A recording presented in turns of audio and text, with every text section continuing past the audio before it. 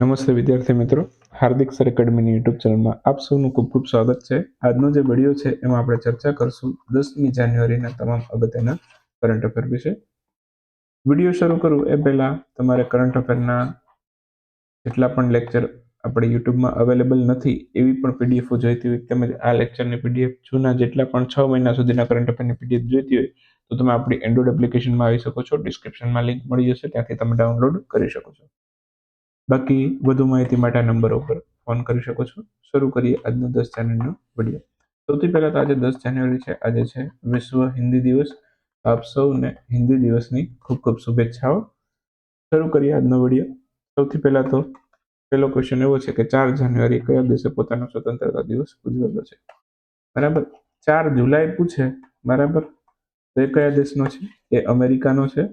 પણ તમને પૂછ્યું છે 4 જાન્યુઆરી, તો એ મ્યાનમારનો છે. તો ઓપ્શન બી આપણો આન્સર થશે.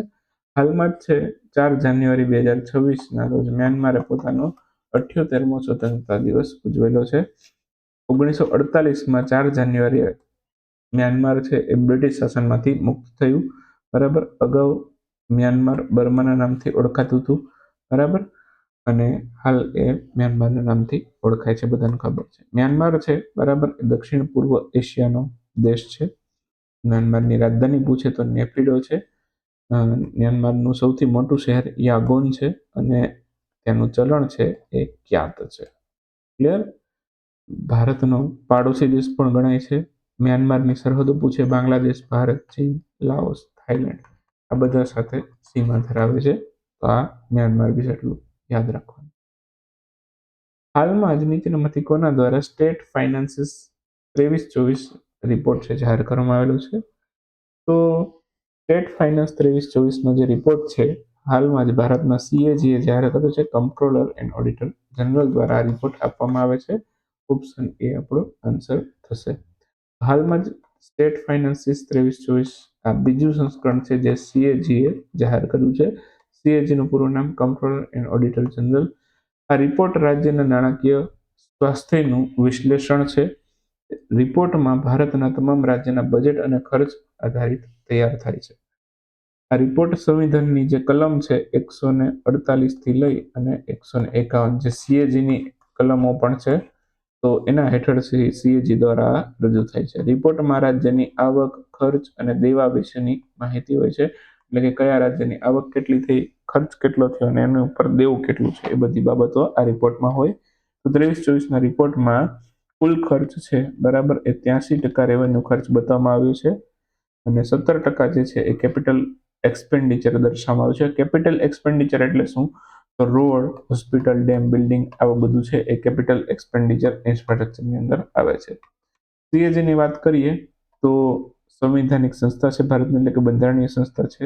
નિમણૂક રાષ્ટ્રપતિ દ્વારા થાય CAGની. 6 વર્ષ અથવા તો 65 વર્ષ બંનેમાંથી જે પહેલા હોય એ એની કાર્યકાલની મુદત હોય. સંસદ દ્વારા CAG છે એને હટાવી શકાય, જજ જેવી પ્રક્રિયા છે. અને બાકી વાત કરીએ તો ખર્ચ પર ઓડિટ અને દેખરેખ રાખવાના કાર્ય કરે છે.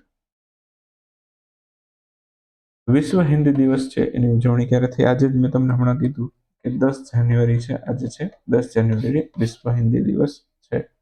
હાલમાં 10 જાન્યુઆરીના રોજ વિશ્વ હિન્દી દિવસની ઉજવણી કરવામાં આવેલી છે.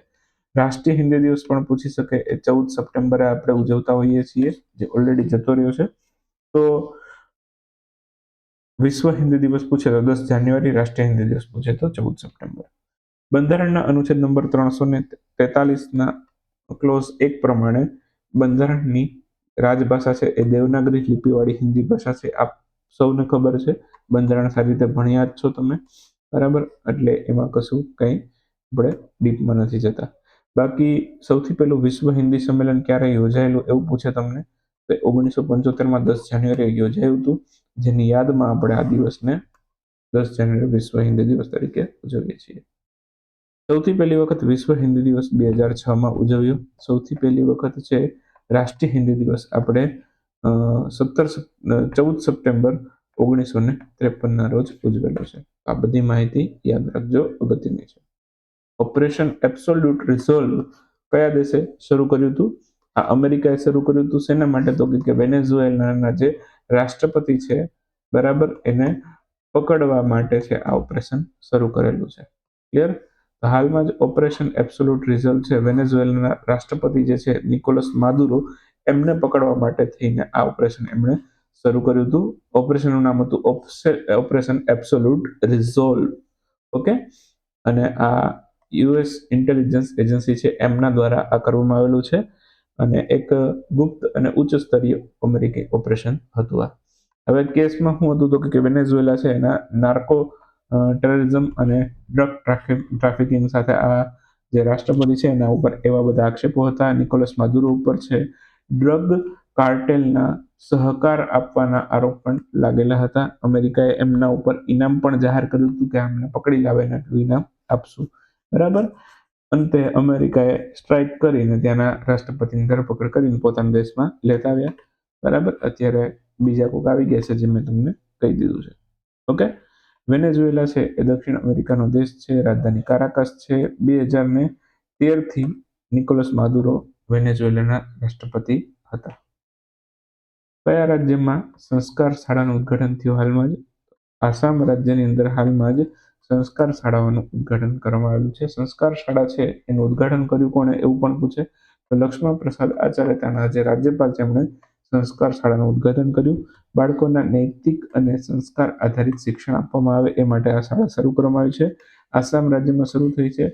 કઈ ઉંમરના બાળકો માટે તો 4 થી લઈ અને 14 વર્ષના બાળકો માટે આ સંસ્કાર શાળાઓ શરૂ કરવામાં આવી છે.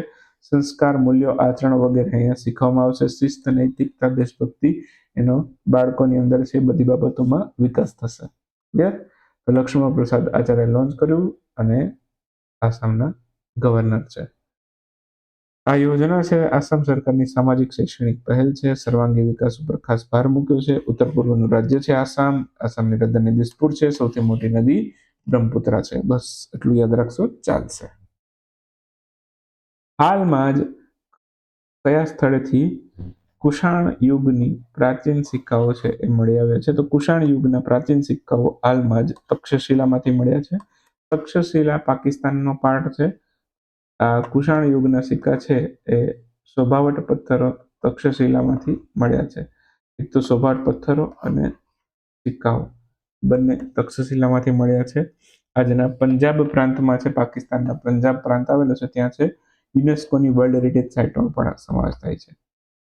એ પ્રાચીન ગાંધાર શૈલીનો ભાગ હતો. એનો ગાંધાર પ્રદેશ જે છે એનો એક ભાગ હતો.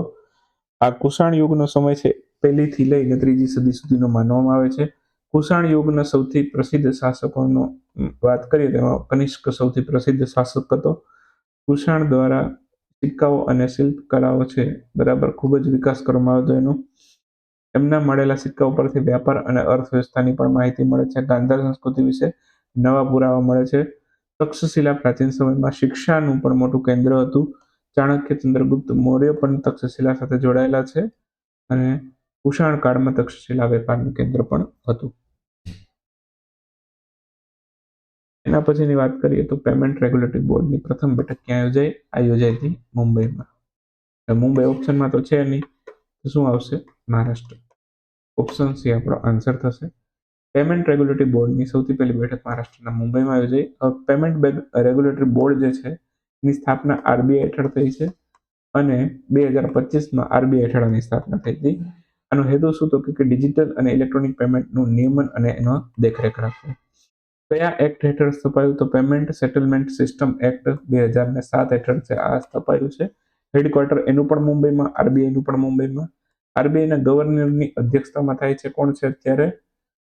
સંજય મલ્હોત્રા, સંજય મૂર્તિ કેવું નામ છે. બરાબર, એક જ મિનિટ.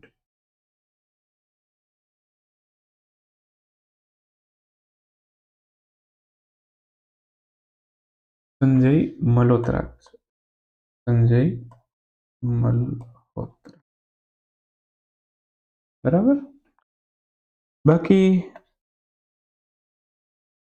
પેમેન્ટ રેગ્યુલેટરી બોર્ડ છે એ UPI, wallet, card payment, online transaction, fintech regulation આ બધા ઉપર દેખરેખ રાખશે. ક્લિયર? તો એ બધું કાર્ય કરશે. એક વાક્યના ક્વેશ્ચન ઉપર આવી જઈએ. Smart green aqua culture RAS એનું ઉદ્ઘાટન ક્યાં થયું? આ તેલંગાણા રાજ્યની અંદર કરવામાં આવેલું છે. પટના હાઈકોર્ટના નવા મુખ્ય ન્યાયાધીશ કોણ બન્યું છે? તો સંગમ કુમાર સાહુ પટના હાઈકોર્ટના નવા મુખ્ય ન્યાયાધીશ બનેલા છે.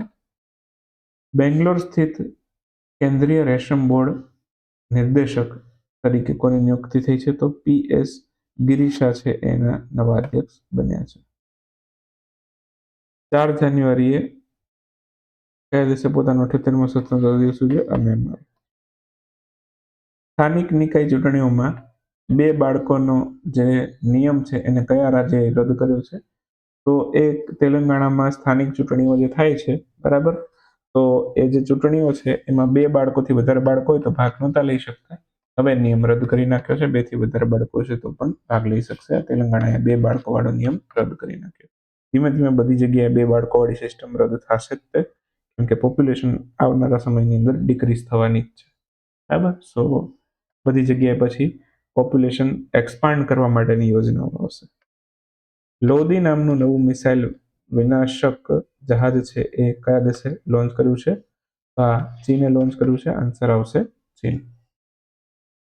IPL ઇન્ડિયન પ્રીમિયર લીગના પ્રસારણ પર કયા દેશે પ્રતિબંધ લગાવ્યો છે? તો આ બાંગ્લાદેશે લગાવેલું છે. ભારતનું પ્રથમ સ્વદેશી પ્રદૂષણ નિયંત્રણ પોત આ સમુદ્ર પ્રતાપ છે આ ક્યાં કમિશન થયું છે? તો આ ગોવામાં કમિશન થયું છે. હાલમાં જ નૃત્ય કલા નિધિ પુરસ્કાર છે, આનાથી કોને સન્માનિત કરવામાં આવેલું છે? તો ઉર્મિલા સત્યનારાયણ છે એમને સન્માનિત કરેલું છે. અને સિક્કિમ હાઈકોર્ટના નવા મુખ્ય ન્યાયાધીશ તરીકે કોની નિયુક્તિ થઈ છે? તો એ મોહમ્મદ મુસ્તાક સિક્કિમ હાઈકોર્ટના નવા મુખ્ય ન્યાયાધીશ બનેલા છે. તો આ સાથે 10 જાન્યુઆરીનો વિડીયો સમાપ્ત કરશું અને મળીશું 11 જાન્યુઆરીના વિડીયોમાં. ત્યાં સુધી રજા લેશું.